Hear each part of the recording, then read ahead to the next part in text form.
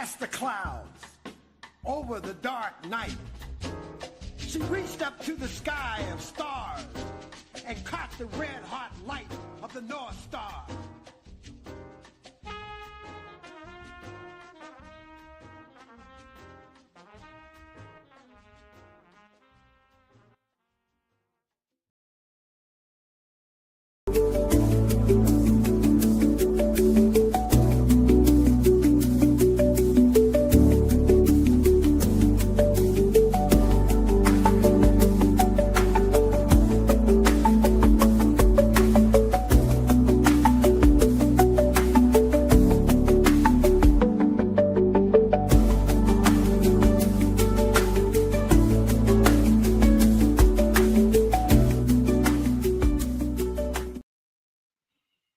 Good afternoon, and as always, welcome back. My guest posted the following on Facebook.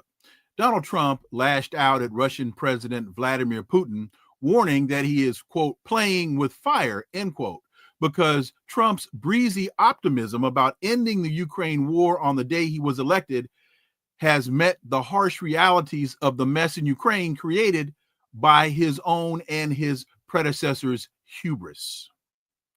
Why is there such a disconnect between Trump's perspective, Europe's perspective, and reality? Let's connect some dots and find out.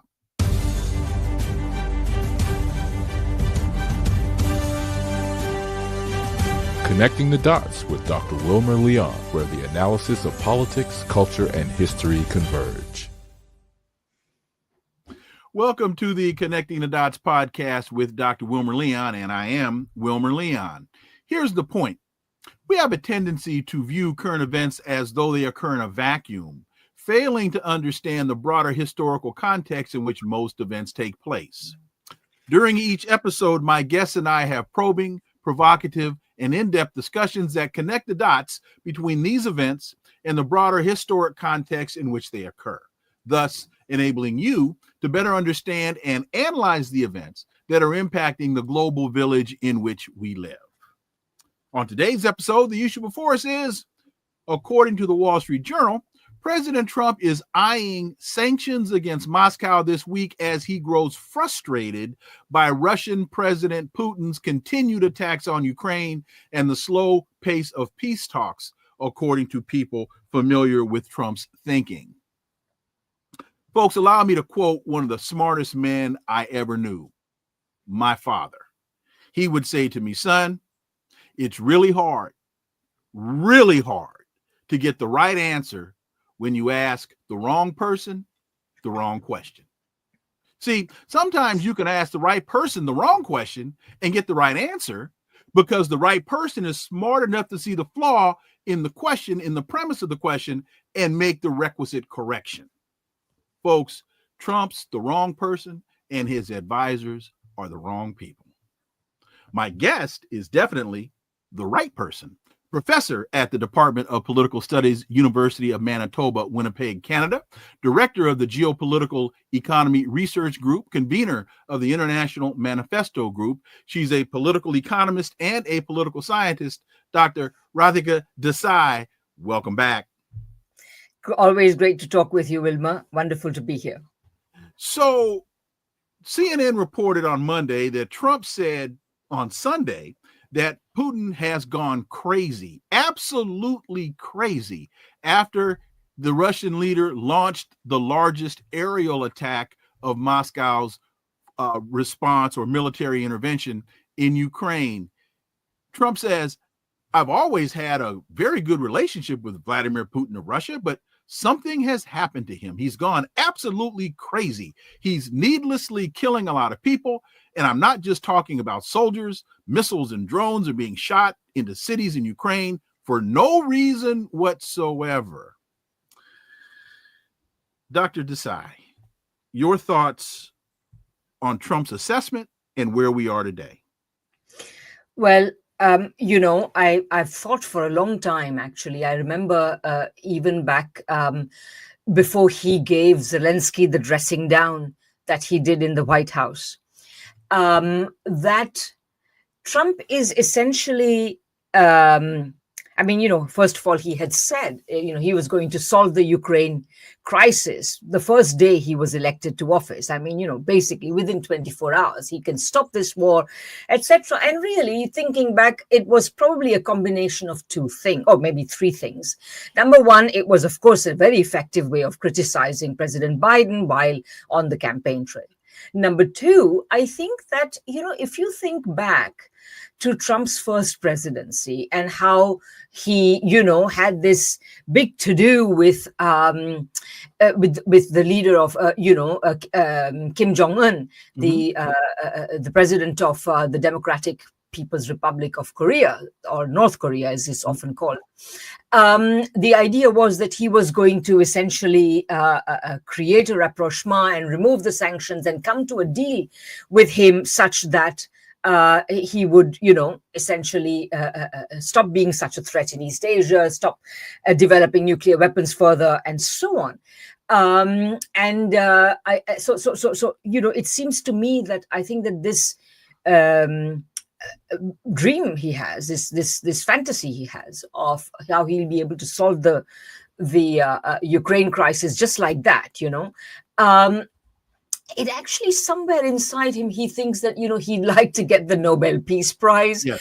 And so he's kind of, trying all these things. But of course, he failed then.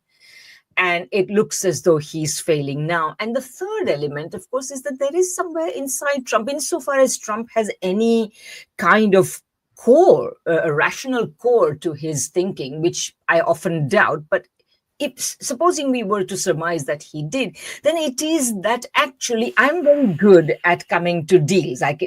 He's the author of The Art of the Deal. And that I can come up with agreements where other people fight. And I'm able to do that. So I think it's this combination of things that probably led him to make those sorts of assumptions, which have nothing to do with an actual analysis of the genesis of the problem in Ukraine, the genesis of the confrontation between NATO and Russia, and therefore any appreciation of the terms on which President Putin will be willing to end the war, not least because President Putin knows very well that he and his side are winning on the ground. They are winning militarily, despite the fact that the forces of all of NATO are arrayed against him. So I would say that Trump's lack of rational assessment of the conflict, which is giving rise, therefore, to this recent turnaround, stems from that. And of course, Trump has that sort of problem in practically every policy area, which is why, say, for example, in the other policy area, vis-a-vis tariffs, he announces them one day, then he reverses them the other day, etc., because all of these plans are really badly laid plans because based on irrational assessment of anything. So I think that I remember saying, even before he gave Zelensky the dressing down, when, it looked as though he was, siding a great deal with Russia. But even then, and even before then, however, I was very clear that the time would come when he would fall back in line with the policy of the American state over the last many administrations, which has been resolutely anti-Russian. And I think that he will, so all of these shenanigans about, calling him Putin crazy and saying Putin is playing with fire, which is what he did, I think, yesterday, came up with a Truth Social message, or whatever post in which he said this.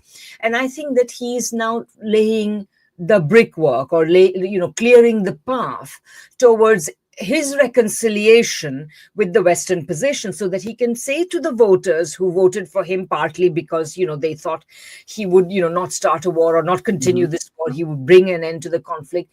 Look, I tried, but Putin is the problem. And then that will become the way in which he will essentially go back on the straight and narrow of the West's path to war against Russia.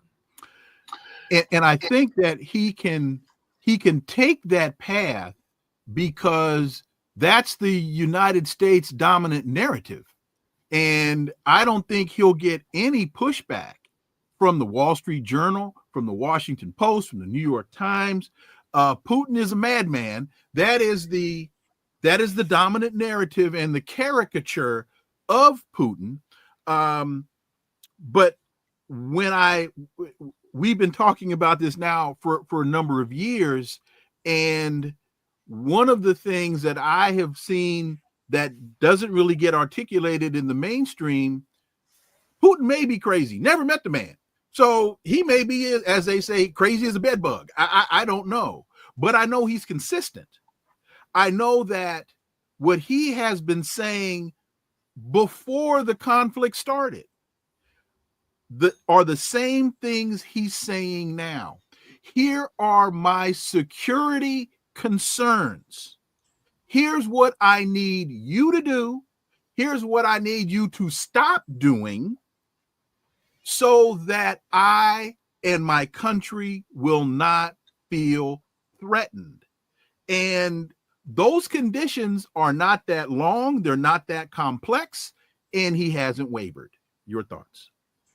Absolutely. So I think that what we see in President Putin is somebody who, as you know, was selected actually by President Yeltsin as his successor at a time when it was very interesting because, of course, Yeltsin was, he began his life as the president of Russia. Even before the Soviet Union was dissolved, and it was dissolved in part by him and the corresponding presidents of Belarus and Ukraine. Even so, Yeltsin at that time was really the most pro-Western leader that Russia had ever had. And many would argue that he was even a sort of a Western puppet or a Western plant. But I think that whatever illusions he may have had about the West would have been probably considerably lessened, considerably dispelled by the actions of the West. Because as you know, it was under Yeltsin's leadership that the West put Russia through the economic ringer that was shock therapy, during which Russia's per capita income declined massively. Most Russians remember that time, who lived through that time, remember that time as the worst time that they had ever had, worse even than, of course, any time in the Soviet Union and so on. So towards the end of his time in office, even somebody like Yeltsin had realized that the West did not mean well towards Russia. And so he selected President Putin, knowing him to be capable of standing up to the West. Now, Putin began his career interestingly, as somebody who was also fairly open to the West. And I think the first 5 to 8 years of his leadership, he essentially was trying to signal to the West, look, folks, we'd love to, get closer to you, but you have to understand our concerns. And then there was that famous Munich speech in which he kind of said to the West, you are not, he was kind of said a bit more loudly, you are not understanding our concerns, and remember also that the same West had promised, Gorbachev had promised, and the people around him, that NATO, after having, gobbled up East Germany, would not expand if 1 inch more. Because, of course, the absorption of East Germany into Germany was essentially expanding NATO, bringing NATO that much closer to the Soviet Union, or what was still then the Soviet Union. So they said, if you allow this unification to take place peacefully, etc., we will not expand 1 inch further. And the West then, within a few years of the demise of the Soviet Union, began an expansion of NATO that continued relentlessly and is still being threatened today, as we know. Recently, of course, Secretary of State James Baker that made that promise. Yes. Well, it was senior officials, and we have now the documentary proof. But I'm glad you remember the name. So these are the guys who made the promise. Many Western leaders at the time, who were leaders at that time, have since then mentioned that yes, I was there when this promise was given, etc. So anyway, the point is that NATO has continued this, and of course, NATO has recently added Sweden and Finland to its ranks. As the issue of Ukraine joining NATO has not still gone away, etc. So you can see that. So Putin essentially has asked nicely And of course, then he was faced with all these regime change operations in states around Russia, including in Ukraine, at which point, of course, he acted to take Crimea in 2014. And of course, that was the genesis of the current conflict in Ukraine. So Putin, and so I think Putin has come a long way from being fairly open to the West to now, in the aftermath of February 2022, we are essentially looking at a situation in which Putin, like the Western elite, have turned away decisively from the West. They regard the West as essentially untrustworthy. And I would say that the West has not given Putin and the Russian ruling elites any reason not to think so. During the campaign, both the 2016 campaign and 24, Donald Trump loves to present himself as anti-establishment, as anti-elite.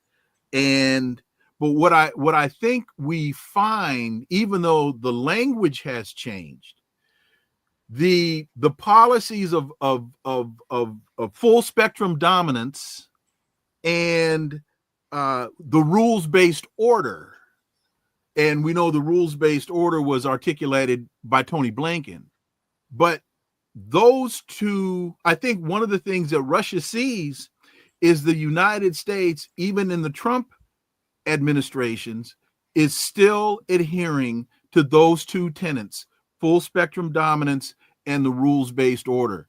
And what I get the sense of Putin saying is, I can't negotiate with you. I can't trust you, when that analogous to the question I've been asking a long time, switching regions, but the point is still the same. How do Palestinians effectively negotiate with a Zionist government whose focus is their total extermination? How do you negotiate with that in that context? But going back to Russia, full spectrum dominance and rules-based order. Well, it's so true. I mean, and I would say that the Anglo powers, that is to say, certainly the UK and now the US, have always eyed Russia as essentially hogging too much of the Earth's territory, which they would rather have control over, effective control over. And that's why they've always thought that, Russia is too big, Russia is aggressive, etc., and portraying Russia as inherently expansionist, whereas all Russia has ever looked for, I would say, and I don't want to go back too far into history, but we beyond my competence levels. But certainly, regarding the Soviet Union as inherently expansionist was absolutely wrong. And certainly this is the same is true of Russia. I think that's partly why Putin, of course, waited. Many people were arguing back in 2014 that Putin should have openly and clearly supported the Donetsk and Luhansk People's Republic as they were then.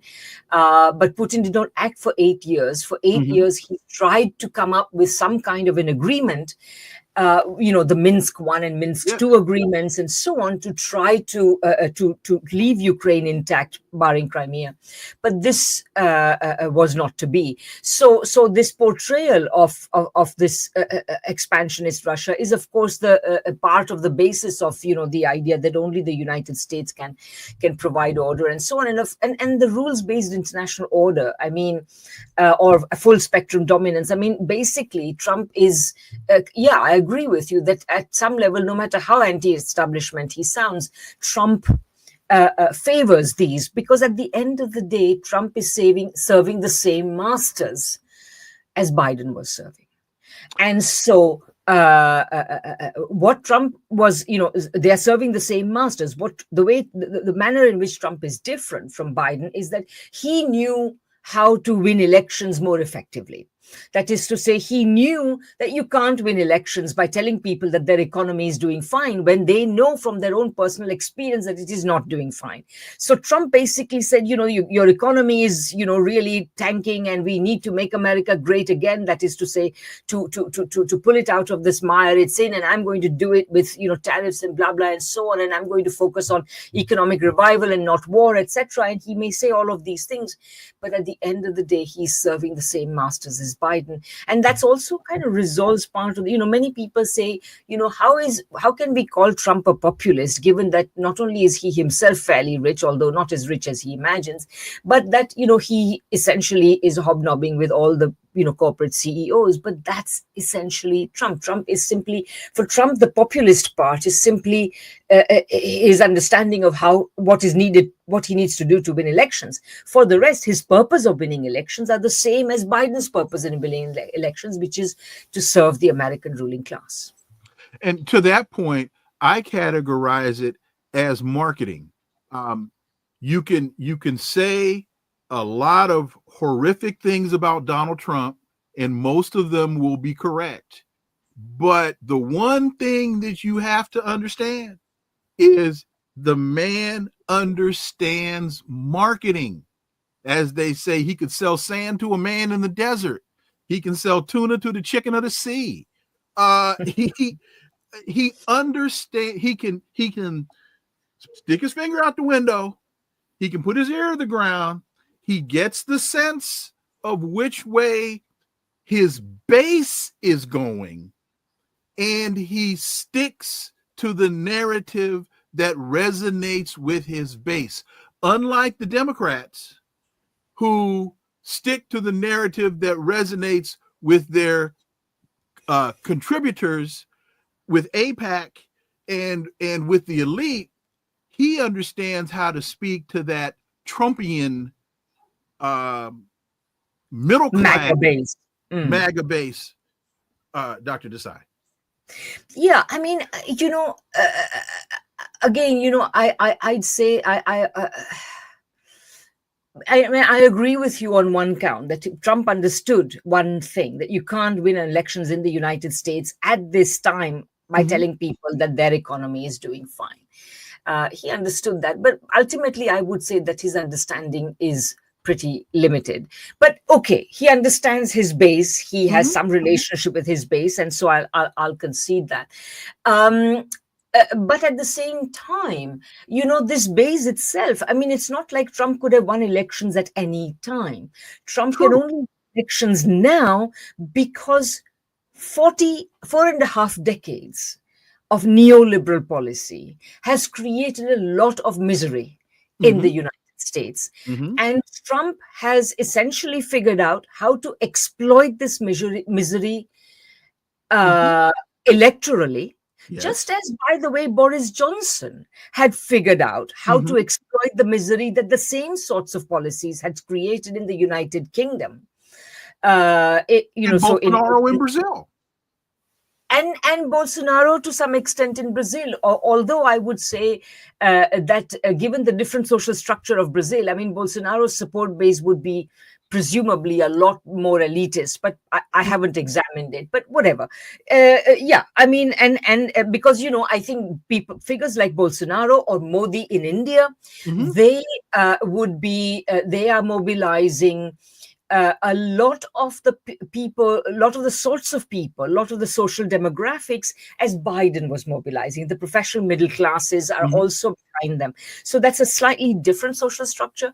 But anyway, so that's one thing. And by the way, Biden, I would say that, the problem with the political establishment, and by that I mean the establishment of the Republican Party as well as the establishment of the Democratic Party, which Trump is not part of the establishment of the Republican Party, but the establishments of both of these parties had essentially been taken over by the professional middle classes.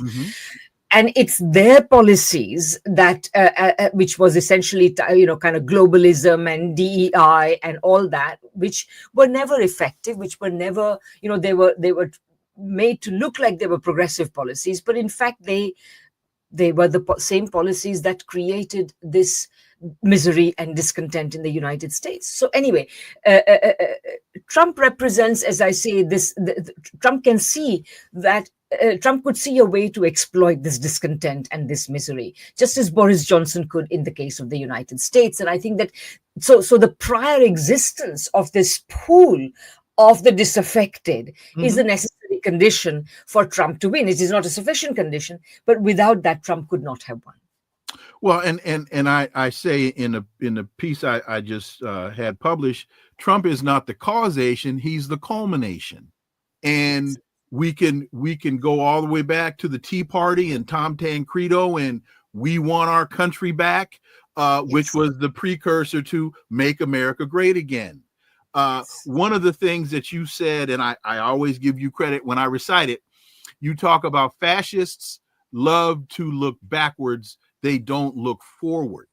And when you listen to these narratives, when you listen to these messages, that to a great degree is what you hear, is the yearning and waxing poetic and nostalgic for the days of yore, for the days of old, and with no real clear path, plan, policy, how to move us forward. Trump keeps talking about reindustrializing the United States, repatriating the jobs, but there's no industrial policy. So if you don't have an industrial policy, yeah, you might get a couple of companies to come back and build some things here. But in terms of a sustainable industrial base, that's just not here. True. And I read that piece of yours, and I think it's a great piece, Wilma. And I think you're absolutely right. You exactly pointed to a couple of things. I'm glad you brought up this piece, because it exactly aligns with what I was saying, is that there was a prior process which has made Trump possible. And this is exactly what you deal with in that piece. And I think also when you point out, that there were all these previous figures who raised the slogans that Trump has then repackaged in his MAGA movement, that is also the case. And I think that again, Boris Johnson did something similar, in the election that he won in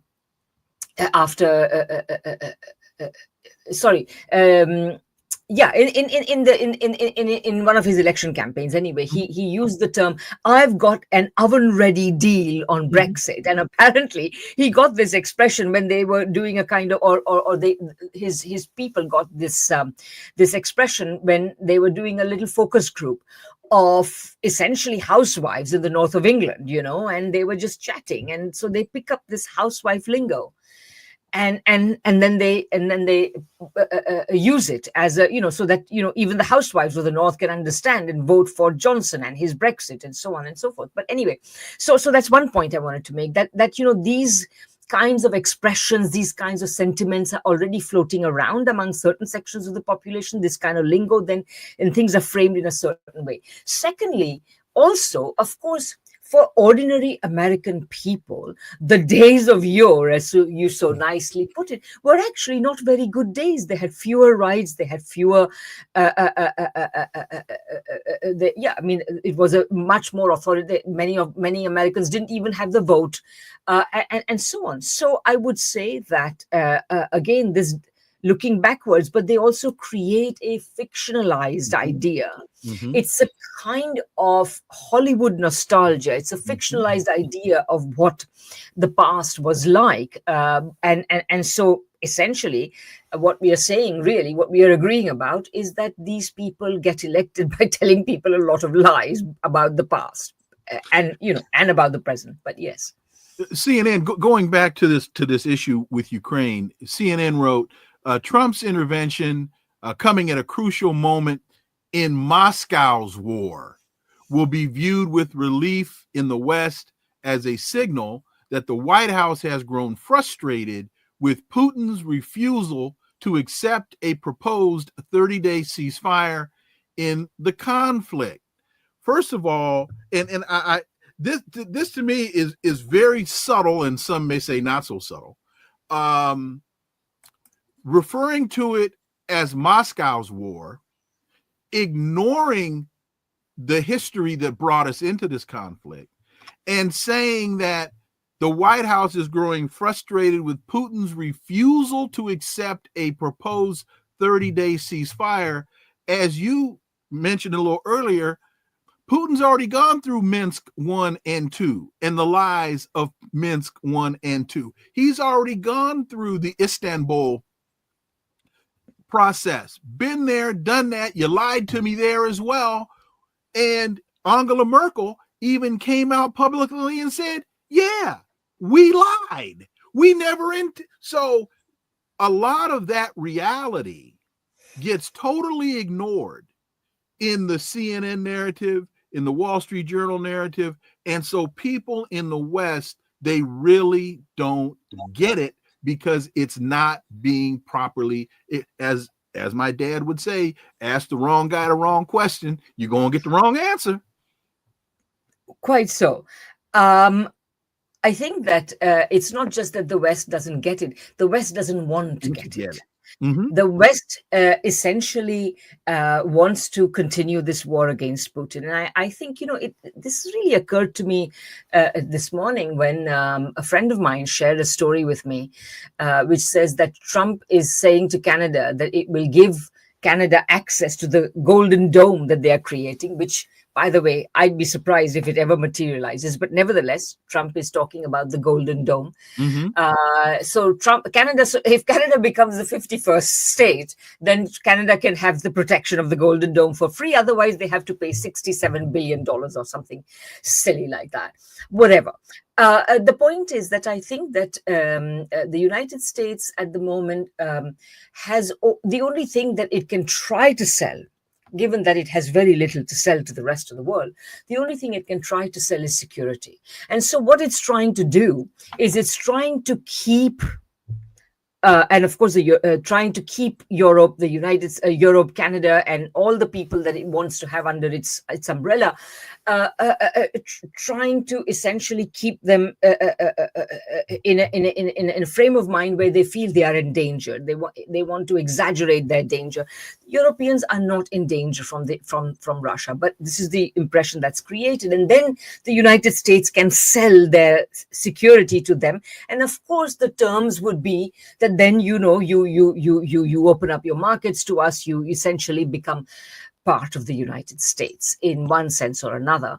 And so this is what's happening. So and the other thing I wanted to point out as well, of course, is that the tone of that article from the Wall Street Journal that you were mentioning was also quite interesting to me, because essentially, I think that they probably, whether they know it or not, what they're also doing is they're making it easier for Trump to come over to their side. Because, of course, Trump has occasionally positioned himself as a kind of pro-Putin figure. So now they are they are clearing the path for Trump to come over to their side. You see, it's Putin. Putin is being uncooperative. So Trump tried. Poor Trump was under the illusion that Putin would cooperate, but now he's seen the light. He now understands that Putin is not going to cooperate. So Trump will come over to our side, and Trump will now wage war against Russia. And to that point, because again, to most this would be subtle, but to those who are paying attention, CNN and the media, their narrative has been Trump has always been crazy. Trump is now, wait a minute, let me get my people right.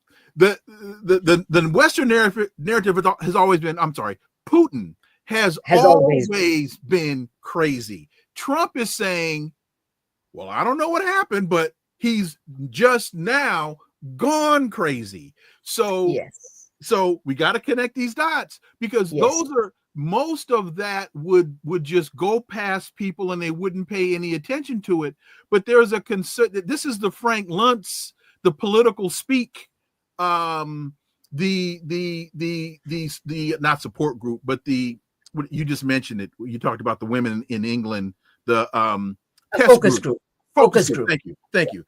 This comes out of how do we construct the narrative that people will buy? Well, we get a focus group, we throw this stuff out there, and we see as they discuss it, how it works out. And folks now listening to Trump talk about this dome, that takes me right back to Ronald Reagan. That takes me right back to SDI. That takes me the Strategic Defense Initiative and the Star Wars program, which was proven then not to work, and it will be proven now not to work. Trying to hit a bullet with a bullet isn't gonna work, Dr. Desai. I'm just looking this up here because I'm just right now writing an article in which I narrate the story of in part. I mean, the article is actually about DeepSeek and how in the United States, there are certain ways in which a cult of technology has been used to create financial bubbles. So you had the dot-com bubble, and now, of course, around AI, you have the bubble around the sort of Magnificent Seven, etc. But here's the thing. So, and now I'm quoting from an article that was written by somebody called Terman, and I can give you the full reference if you like. But the Pentagon, he says, rigged up a 1984 test purporting to show that a U.S. missile had brought down a target missile over the Pacific. That and other falsified data were proffered as proof that Ronald Reagan's dream to make nuclear weapons impotent and obsolete was achievable. So there you go. So on the base of it, essentially from the very beginning, they were essentially gaslighting Congress and telling them that this could be done. And now, of course, this Golden Dome business. I mean, it's one thing to protect a territory the size of Israel, and even Israel's Iron Dome is not completely,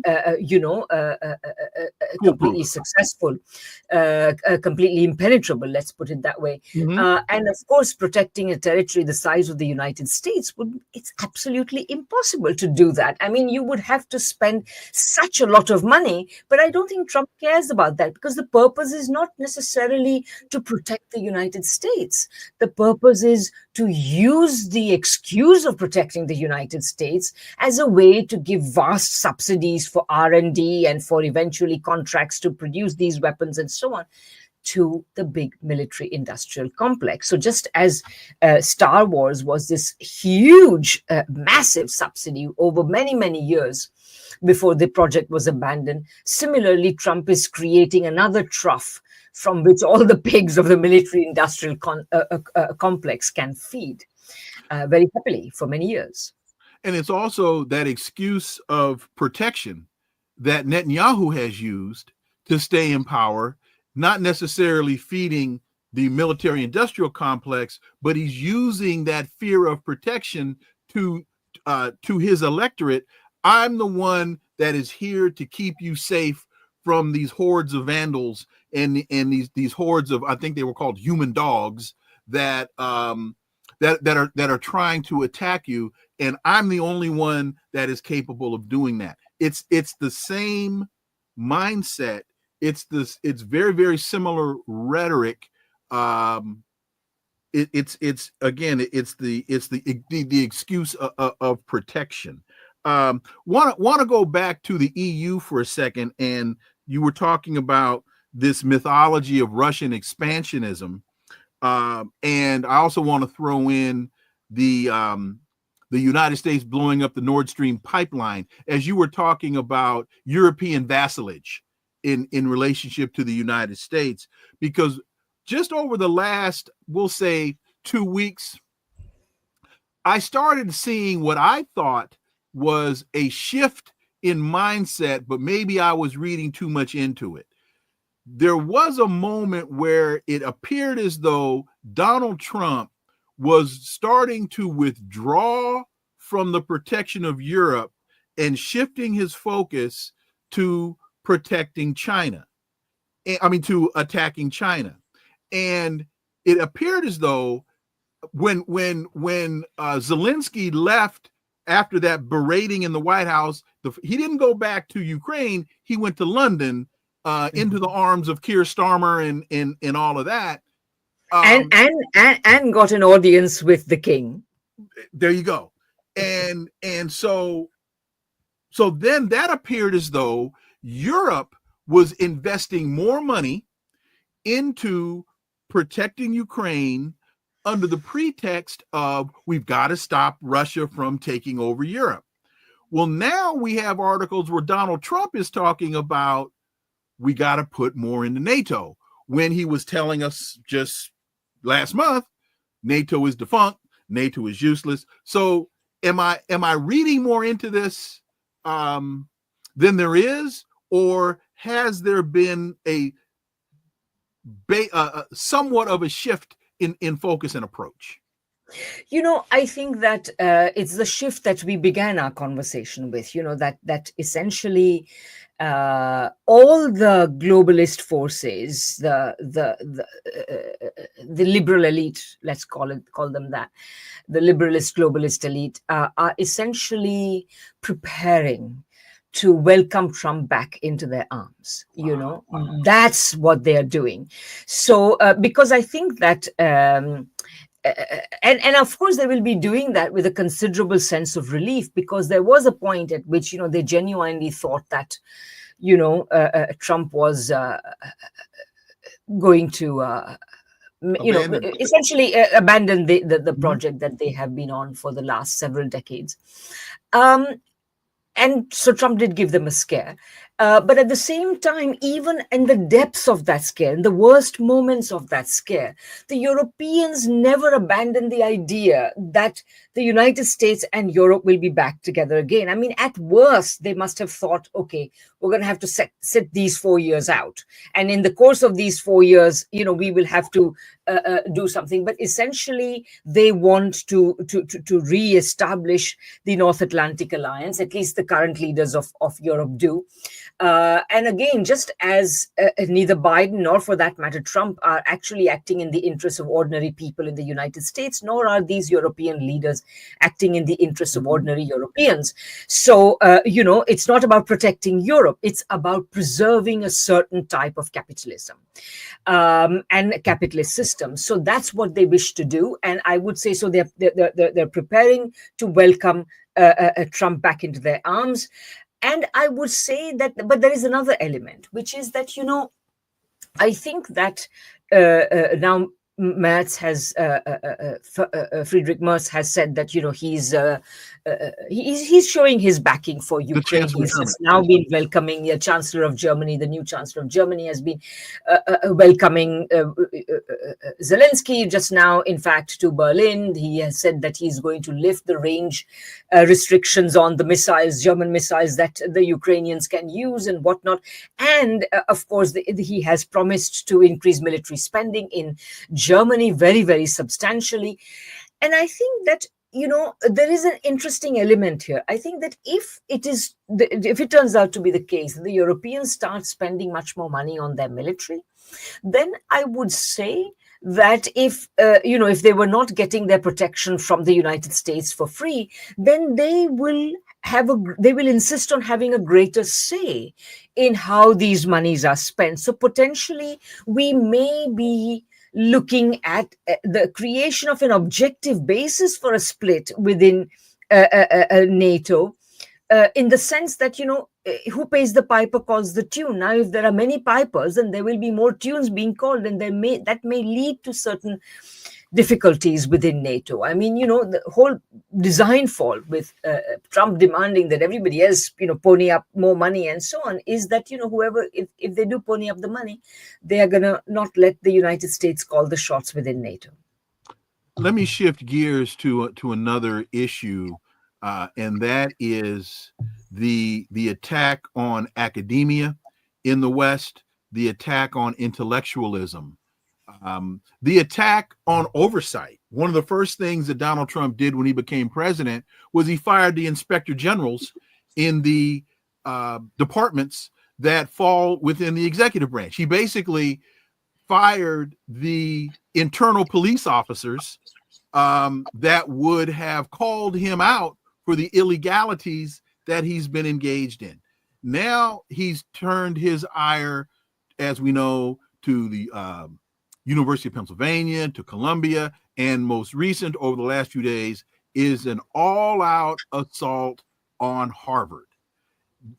First of all, threatening to withhold government funding, now directing a cancellation of all government funding, and adding to that, you are now prohibited from admitting foreign students. Dr. Desai, your thoughts?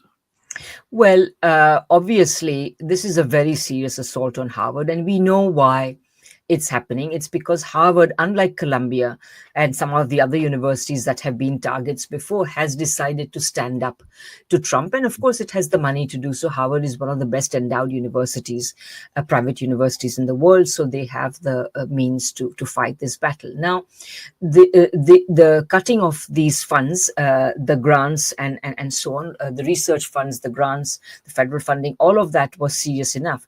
But to prevent Harvard from enrolling any foreign students is going to be very serious. I'm reading in the papers that about 25% of Harvard students are foreign students, and I'm sure they bring in a lot in terms of fees. More than 25% of the total fees in Harvard must be being paid by foreign students. So this will be another very substantial revenue shortfall for Harvard. They will suffer financially from this. I would say that, however, that actually, because Harvard is now suing the government for breaching various rules and regulations and laws and whatever, and constitutional rights, and because the court system has shown surprising resilience vis-a-vis Trump. Recently, I think one of the lower courts has ruled that, that lady in the in one of the National Labor Relations Board or whatever, whether Trump could fire her or not. And a lot was riding on that, because if Trump can fire her, he can fire a lot of other people, including Jerome Powell at the Federal Reserve and so on. So I think that somewhere along the lines, and this goes back to this whole judicial independence and division of powers and so on. So if the judiciary can stand up to Trump, I think there is some hope. And by the way, I think that also, we were talking earlier about how Trump will be welcomed back into the arms of the globalist liberal establishment. I think that there is also other evidence of and that represents the turning of the tide, but there is also other evidence of the turning of the tide. I think, recently, for example, Elon Musk has been critical of the Trump administration and his tariff policies and tax policies and so on. And so I think that we may be beginning to see other ways in which Trump will go back to the liberal globalist ruling ideology. And it's not like he ever particularly wanted to leave it. He needed to win elections. He doesn't have to win another election, either because he may find a way of staying in power without that, or because he's not going to run again. Who knows? But I'm just speculating. But the point is that he doesn't have to worry about elections. So I think that this may very well be, if he suffers sufficient number of defeats in the courts against his various plans and so on, then we will be seeing a very different type of Trump, a Trump that is more aligned with the interest of America's ruling classes. It still doesn't mean anything good for ordinary people in the United States, but certainly it will bring about a little bit more peace among the ruling interests of the United States. But what does this say to you about a deeper issue? Because it's not, again, Trump isn't the cause, he's the culmination. Lynn Cheney, I think that's Dick Cheney's wife, or is it Liz? Liz Cheney. Liz Cheney. Yeah. She was on a rampage, attacking academics, those that she thought were liberal academics, through the Enterprise. I think the Enterprise Institute might have been where she was. And they were attacking liberal scholars and got a few of them deported.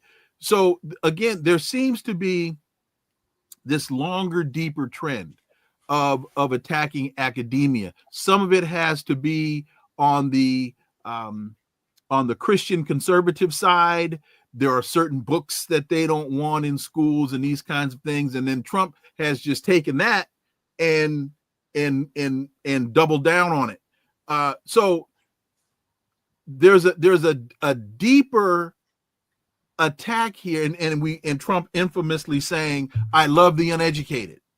And when he said that, the uneducated MAGA people had nothing but applause. So how concerned are you regarding this attack on intellectualism? That's a very interesting thing. So again, I would first of all, the right has always been deeply anti-intellectual. So and nor even the liberal, the Democratic Party of the Clinton variety. I mean, they have always been in favor of the professional middle classes, of which the professoriate, of course, is a central element. But that doesn't mean that they've ever stood for free scientific inquiry. Mm-hmm. You have to understand that they have promoted a certain type of research and a certain type of discourse within academic life and so on. So I wouldn't say that in ordinary, even, say 10 years ago or even 15, 20 years ago, that we had sort of free scientific inquiry in America's university. You didn't. You essentially, the kind of inquiry that was promoted was the kind of inquiry that was favored by, so, you don't talk about class and you talk about diversity and, you don't talk about, don't criticize capitalism and blah, blah, and so on. You talk about how wonderful it is and you talk about globalization and how wonderful it is and so on. So that's always been the case. What we'll see now, though, is very interesting. And I'm interested that you brought up Liz Cheney. I think she must be Dick Cheney's daughter. She can't be his wife. She would be no. His daughter is Liz. His wife is Lynn. Okay. So, but it was Lynn Cheney, was it? It was Dick Cheney's wife during the George Bush administration. I see. That was on the rampage in the United States, attacking liberal scholars. I see. Yes. So, I mean, that just shows you that the right has always had it in for the kind of, for liberal scholars. That's fine. But what we are seeing now is something really interesting. So we saw this to some extent in Canada, where, there's just recently been an election. Mm-hmm. And Mark Carney, who is part of the liberal elite, governor of both the Bank of Canada and the Bank of England. I mean, how much more elite could you get?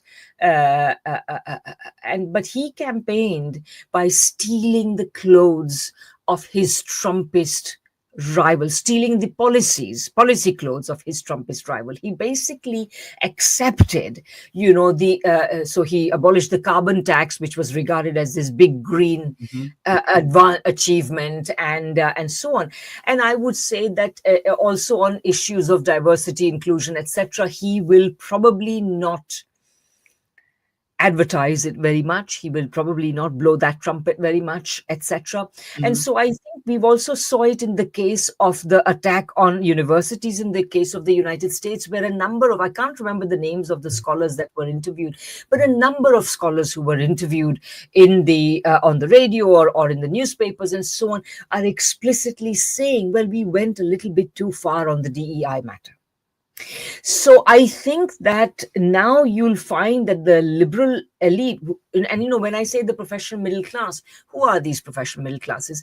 They are people who essentially earn their living by serving the big monopoly corporations and the state, which is run in the interest of the big monopoly corporations. Mm-hmm. So this professional middle class are going to probably sound a little bit different from now onwards, so that in that sense, I think that, and they will blow the DEI trumpet a lot less, and so on. So I think that just as in the case of Trump Mark 1, you got Biden and everybody thought everything would change, but actually Biden continued pretty well all the policies. Mm-hmm. So we're looking at a bigger shift. in the political landscape where we are being moved even further to the right, as though we haven't been moving to the right for the last 4.5 decades, like we will be moving even further to the right. And this is completely evacuates all the space on the left. And the gap there is huge and yawning. The need for a viable left force that can articulate a new vision of the United States, which is not based on racism, not based on misogyny, not based on essentially celebrating corporate capital, etc. The room is huge, and I hope that there's something will occur there, because at the moment, both the Democrats and then the Democrats, if they reinvent themselves in the way that they normally do, they are going to move further to the right, following the lead of Trump. And as you talk about the Democrats moving further to the right, thank you, Bill Clinton and the Democratic Legislative Council, for initiating that move. And you mentioned Donald Trump. Yes. And folks need to remember that in the 2016 Trump administration, that he was arming Ukraine. And so with offensive weaponry. So that's another element as to why President Putin has such a problem trusting Donald Trump when he says, well, man, you sent the weapons here in the first place. So why am I? So, but final question for you, tariffs and this whole trade war, the implementation of these tariff policies. You had Amazon saying at one point, we're going to post the price of the tariffs next to the cost of the item so that you can see how much more the tariffs are inflating your prices. And then Donald Trump turns to Walmart and says, well, you just need to eat those costs. You can't blame me, nor should you tell the public. Where do you, because I don't know of one trade deal that has been announced and signed, as Trump tells us, all of these countries are flocking here, trying to get us to negotiate these deals. Haven't seen deal one yet. Dr. Desai, your thoughts? This is a fascinating point, that you are making. And, he announced this, his Liberation Day was on the 2nd of April, and about a week later, so by about the 9th of April, he had announced his reversal. So we are now almost, a month and a half at least into this period in which we are going to negotiate all these deals. I believe that the only deal that has been announced, and that even there we don't know what's in the fine print, is the deal with the UK. And of course, the UK has been like the pet poodle of the United States for such a long time that it's hardly, and given how many concessions Starmer ended up making, it's not surprising that they got. But consider this, even Japan, which is normally regarded as the most pliant of US allies, maybe second only to the UK, is not playing ball. Mm-hmm. Japan is not agreeing to the deal. Aren't they also having conversations with China? Isn't Japan? Yes, there are conversations South with Korea China. and China have been having conversations. You mean the Japanese? Yes, I was about to come to that. So instead, the Japanese are basically talking to the South Koreans and the Chinese, because at the end of the day, that's Japan's neighborhood. Japan needs to have good terms with that. And, it's a really interesting thing, if there was any power that was going to go into China, it ought to have been Japan. And of course, the United States essentially preempted them, back in the 1990s. And it's not surprising that Japan's secular stagnation dates from the 1990s. It's very interesting. But anyway, leave that aside. But let me come back to your main point, which is that, so here's my answer to your question.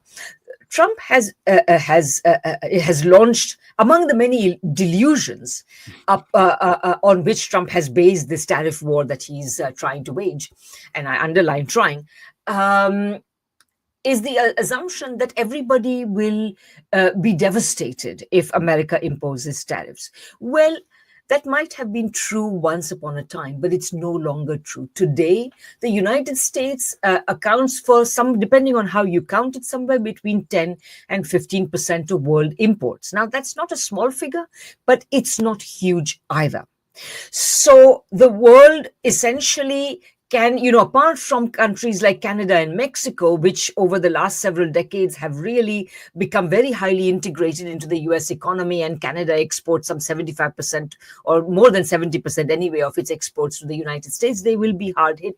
But most other countries will experience not much more than a mild shock, and they will reorient their trade away from the United States. So essentially, the result of this tariff war will be that the rest of the world will simply start trading with one another and leave the United States out of the loop, not least because in addition to the tariffs, it's not just the tariffs, it's the uncertainty that's being created by this on-again, off-again tariff business.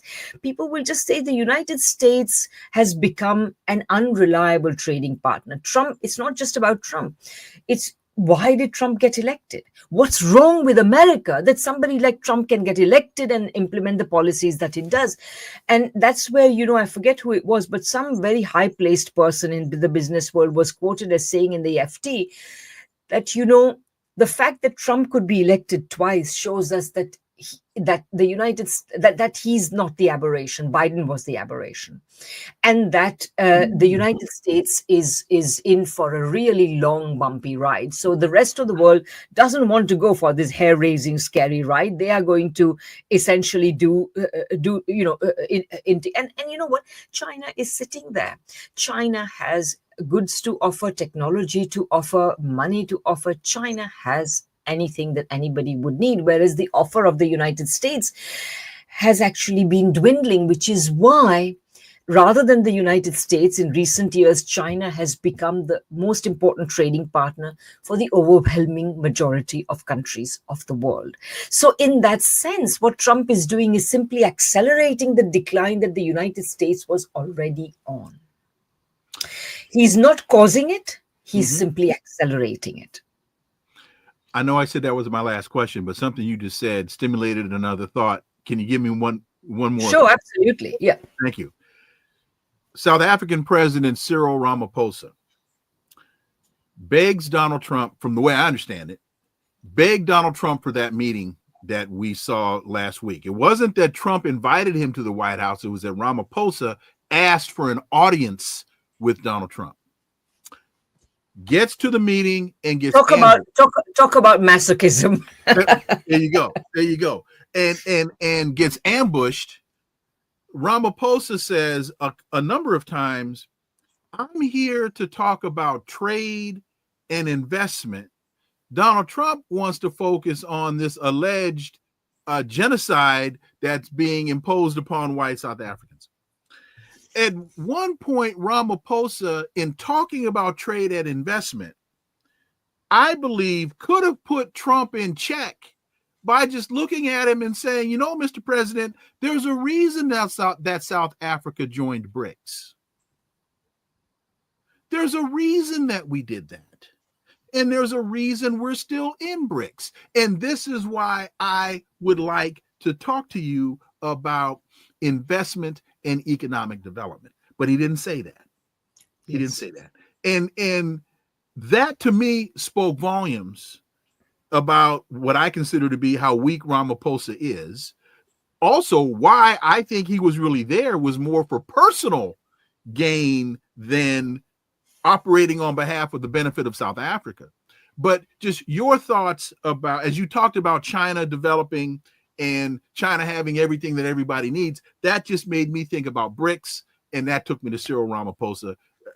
Your thoughts? I've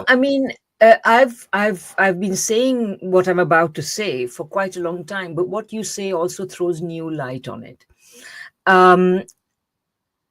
If we take people like Ramaphosa, and for that matter, Modi, let's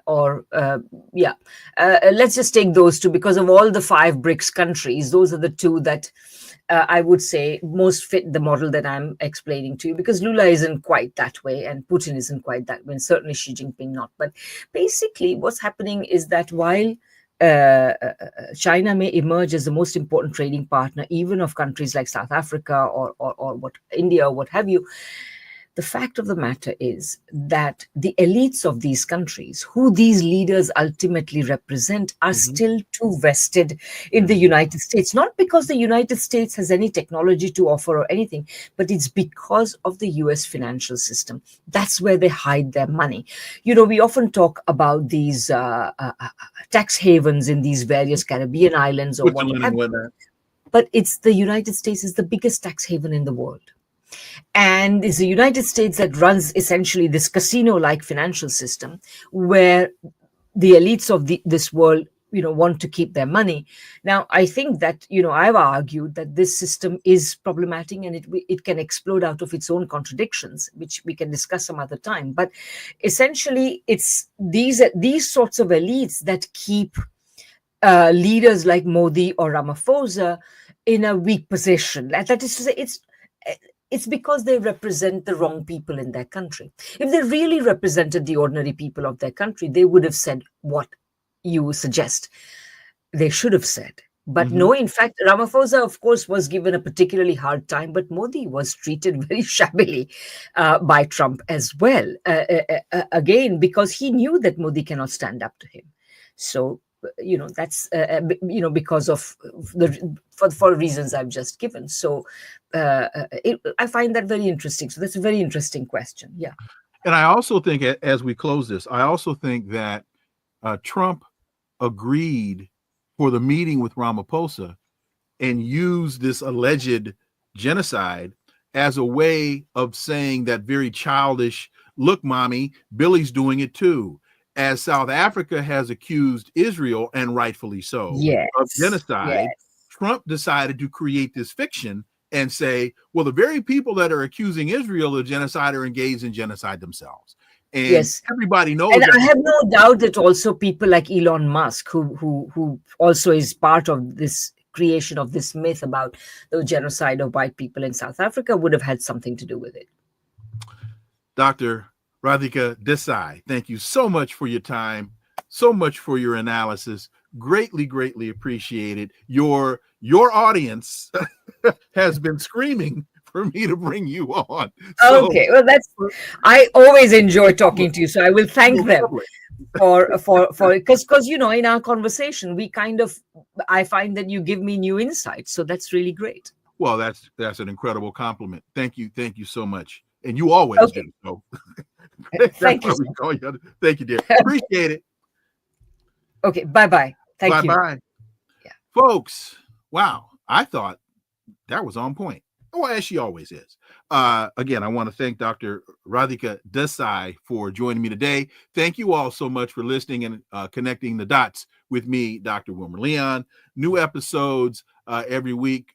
Don't know who I have tomorrow, but trust me, we'll work that out before tomorrow. Please follow, subscribe, leave a review. We're past 7,000 subscribers and on our way to 10, and we need you all to help us get there because, as I tell you, we do this for you, but we can't do this without you. Follow us on social media. All the links are below in the show description. And remember that this is where the analysis of politics, culture, and history converge, because talk without analysis is just chatter, and we don't chatter here on Connecting the Dots. See y'all tomorrow. Until then, I am Dr. Wilmer Leon. Have a blessed remainder of your day. Peace. I'm out.